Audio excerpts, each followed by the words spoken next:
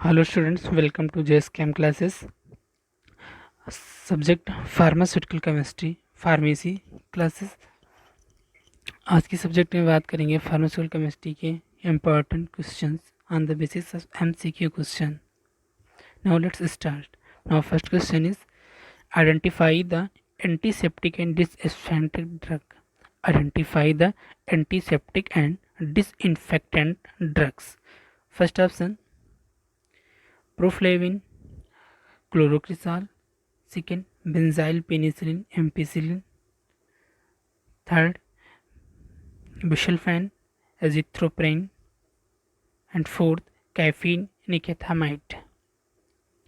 Identify the antiseptic and disinfectant drug, यानी कि antiseptic और डिसइंफेक्टेंट ड्रग कौन कौन सी हैं? Proflavine, chlorocresol, benzyl penicillin ampicillin, busulfan and azithromycin, and fourth caffeine and निकोtinamide. Right answer is proflavin and chlorocrisal. Right option is first A, proflavin and chlorocrisal. Now second questions. Acridine 3,6-diamine is a chemical name of. Acridine 3,6-diamine is a chemical name of. First option proflavin, second phenol, third benzoic acid, fourth chlorophores. The acridine 3,6-diamine is a chemical name of. acridine 3,6-diamine का chemical names क्या है? Proflavine, phenol, benzoic acid, chloroform. Right answer proflavin. The right option is first A, proflavin. Next question. Sulfonamides are the derivative of. First option sulfonilamide, second sulfacetamide, third sulfadiazine, and fourth sulfamethoxazole. Sulfonamides are the derivative of sulfonilamide, sulfacetamide, sulfadiazine, sulfamethoxazole. Sulfonamides किसका derivative है? Sulfonamides का, sulfacetamide का, sulfadiazine का, sulfamethoxazole का. Right answer is sulfanilamide. Right option first. Next question है sulfonamides having क्या रखते हैं, यानी कि कौन सी इनमें प्रॉपर्टी होती है? सल्फोनामाइड्स में कौन सी प्रॉपर्टी होती है? Antibacterial activity, anti protozoal activity, anti fungal activity, anti spasmodic activity.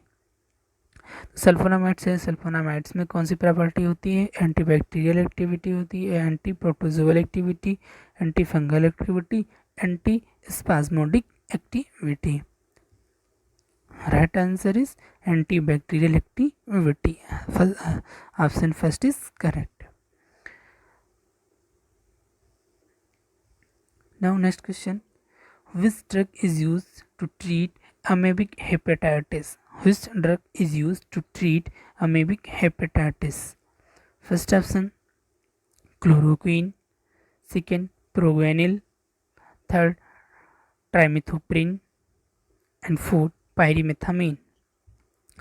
तो which drug is used to treat amoebic hepatitis? amoebic hepatitis को ठीक करने के लिए कौन सी ड्रग यूज़ की जाती है? Chloroquine, proguanil, trimethoprim and pyrimethamine. Right answer is chloroquine. सही कि फर्स्ट ऑप्शन इज करेक्ट. यानी कि एमएबी हेपेटाइटिस को ट्रीट करने क्लोरोक्विन ड्रग यूज़ की जाती है. तो right option is first A. Next question. 2-para-aminobenzene sulfonamidopyrimidine is a chemical name of. 2-para-aminobenzene sulfonamidopyrimidine is a chemical name of. sulfadiazine, aminobenzene, third sulfonamides, and fourth pyrimidine. यानी कि 2-para-aminobenzene sulfonamidopyrimidine का chemical name क्या है? सल्फाडायजीन, aminobenzene, sulfonamide, pyrimidine. Right answer is sulfadiazine. Sulfadiazine. Option first is correct.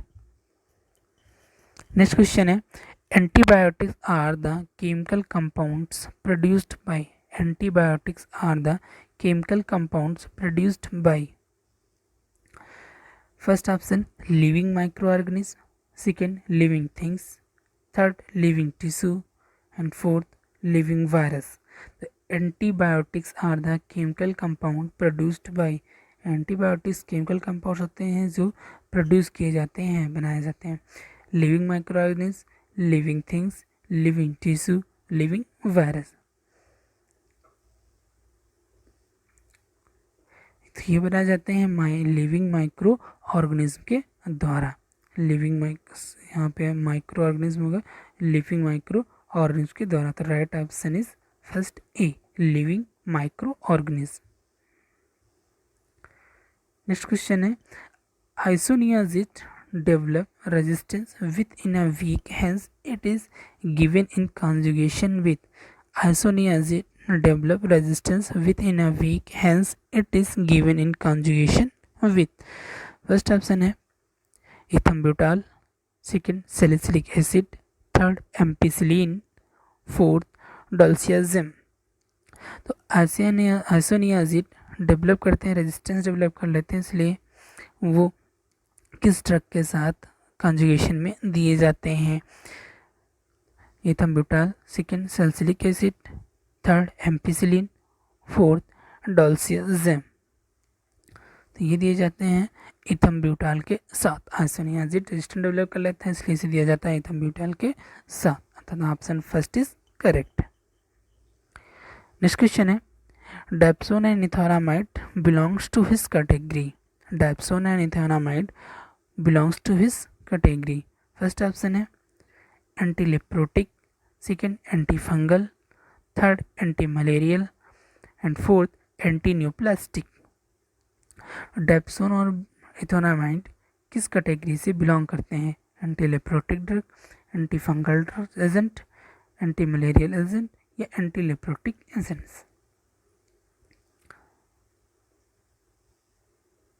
ये belong करते हैं एंटीलेप्रोटिक्स agent की तरह से. Dapsone ethionamide is antileprotic drugs. Right option is first A. Next question है 4-amino-2-hydroxybenzoic acid is a chemical name of. 4-amino-2-hydroxybenzoic acid is a chemical name of. First option PAS, second OAS, third BAS, and fourth MSA. 4-amino-2-hydroxybenzoic acid ये एपेशी name है. इसका chemical names क्या है? PAS, OAS, BAS या MSA.